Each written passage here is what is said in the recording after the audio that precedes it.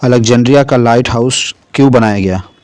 Alexandria का light house बनाने में कितने साल लगे और अलेक्जेंड्रिया का लाइट हाउस बनाने में कितना खर्च आया और अलेक्जेंड्रिया का लाइट हाउस की ऊंचाई कितनी रही है? तो चलिए दोस्तों, इसके बारे में बात करते हैं। वीडियो को स्किप ना करें, तो वीडियो को ध्यान से देखें। उस समय अलेक्जेंड्रिया को बनाने के लिए टालमी द्वितीय फिलाडेल्फस के शासनकाल के दौरान प्राचीन मिस्र के टालेमिक साम्राज्य द्वारा निर्मित एक प्रकाश स्तंभ था। यह अनुमान लगाया गया कि इसकी ऊंचाई कम से कम 100 मीटर रही होगी। प्राचीन दुनिया के 7 अजूबों में से एक, कई शताब्दियों तक यह दुनिया की सबसे ऊंची मानव निर्मित संरचनाओं में से एक थी। 100 मीटर का मतलब है दोस्तों कि यह लगभग 303 फीट इसकी ऊंचाई होगी। सोचिए, उस ज़माने में कोई ऐसी हमारे पास इंस्ट्रूमेंटल नहीं थे, न कोई मशीनरी थी, तो कैसे इस टावर को बनाया गया है। दोस्तों चलिए इसके बारे में बात करते हैं। 956 और 1323 ईस्वी के बीच आए 3 भूकंपों से लाइट हाउस बुरी तरह क्षतिग्रस्त हो गया और एक परित्यक्त खंडहर बन गया। यह हेलिकार्नस के मकबरे और गीजा के मौजूदा महान पिरामिड के बाद तीसरा दुनिया का सबसे लंबे समय तक जीवित रहने वाला प्राचीन आश्चर्य था, जो 1418 तक आंशिक रूप से बचा रहा। और जब इसके बचे हुए पत्थरों का इस्तेमाल साइट पर कैतवे के गढ़ के निर्माण के लिए किया गया था। 1994 में फ्रांसीसी पुरातत्वविदों की एक टीम ने अलेक्जेंड्रिया के लिए पूर्वी बंदरगाह के पानी में गोता लगाया और समुद्र तल पर लाइट हाउस के कुछ अवशेषों की खोज की। 2016 में मिस्र में पुरावेश राज्य मंत्रालय ने प्राचीन अलेक्जेंड्रिया के जलमग्न खंडहरों को, जिसमें फारोस के भी शामिल हैं, पानी के नीचे के संग्रहालय में बदलने की योजना बनाई थी। फारोस नील डेल्टा के पश्चिमी किनारे पर स्थित एक छोटा सा द्वीप था। 332 ईस्वी में सिकंदर महान ने फारोस के विपरीत एक इस्थमस पर अलेक्जेंड्रिया शहर की स्थापना की थी। दोस्तों, अलेक्जेंड्रिया और फारोस को बाद में एक मोल द्वारा जोड़ा गया, जो लगभग 1200 मीटर से अधिक फैला हुआ था, जिसे हेप्टा स्टेडियन एक ग्रीक इकाई थी जो लगभग 180 मीटर मापी गई और कहा जाता है।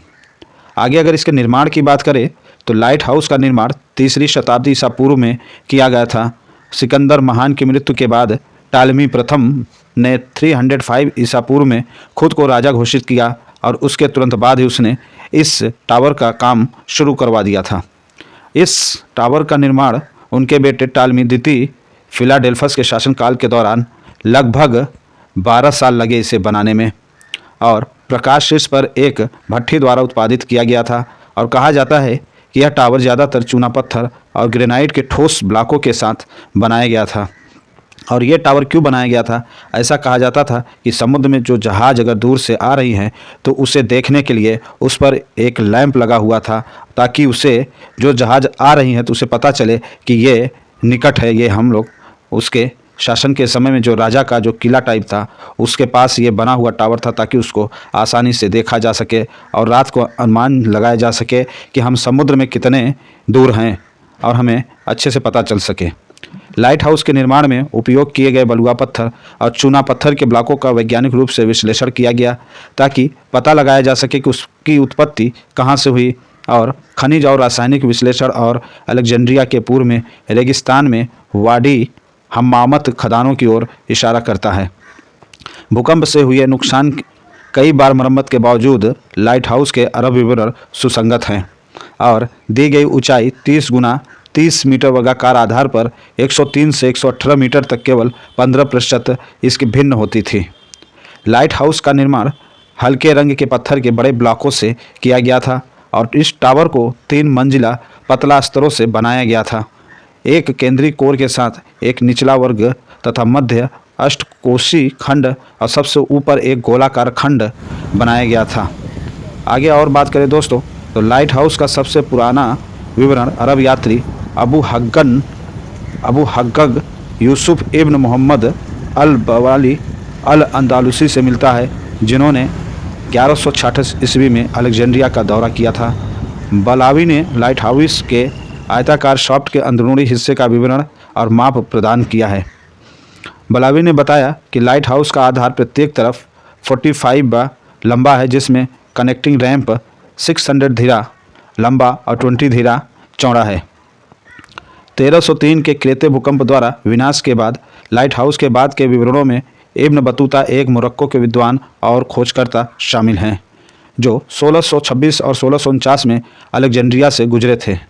बतूता ने उल्लेख किया कि लाइट हाउस की बर्बाद स्थिति तब केवल आयताकार टावर और प्रवेश रैंप से ही ध्यान देने योग्य थी, और उन्होंने कहा कि टावर प्रत्येक तरफ 140 शिबब यानी कि 30.8 मीटर था। बतूता ने ढह चुके लाइट हाउस के पास एक नया लाइट हाउस बनाने की सुल्तान अन नासिर मोहम्मद की योजना का विवरण दिया, लेकिन 1341 ईस्वी में सुल्तान की मृत्यु के बाद ये योजना पूरी नहीं हो सकी।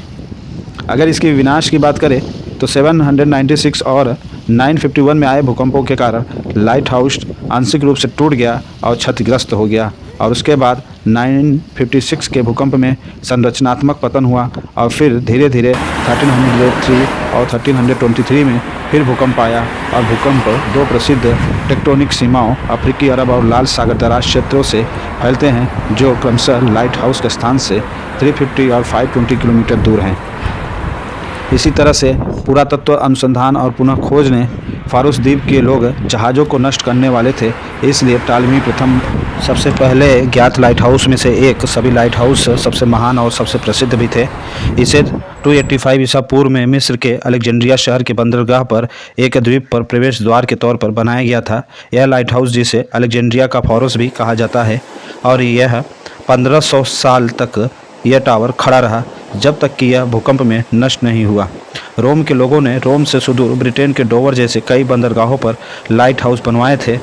इटली के सबसे प्रसिद्ध लाइट हाउस का निर्माण 1161 में हुआ था, और जेनोवा में स्थित यह लाइट हाउस ऑपरेशन 1449 में एंटोनियो कोलंबस ने किया था, जो प्रसिद्ध खोजकर्ता क्रिस्टोफर कोलंबस के चाचा थे।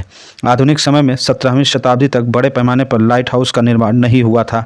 उस समय से पहले गोयथ लाइट हाउस पोर्ट की रोशनी हुई थी, जो होमिंग बीकन के रूप में काम करती थी, ताकि नवे सुरक्षित रूप से अपने रास्ते की यात्रा की खोज तक पहुंच सके।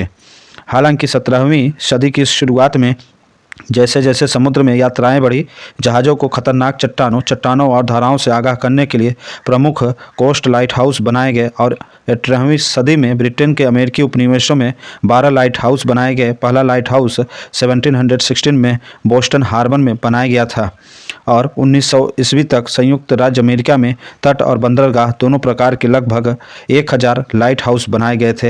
हालांकि अनुमान अलग अलग है, लेकिन आज दुनिया में 5000 से ज़्यादा लाइट हैं। अंत में इनमें से ईगल लाइट हाउस या तो स्वचालित थे या तो फिर उन्हें छोड़ दिया गया था।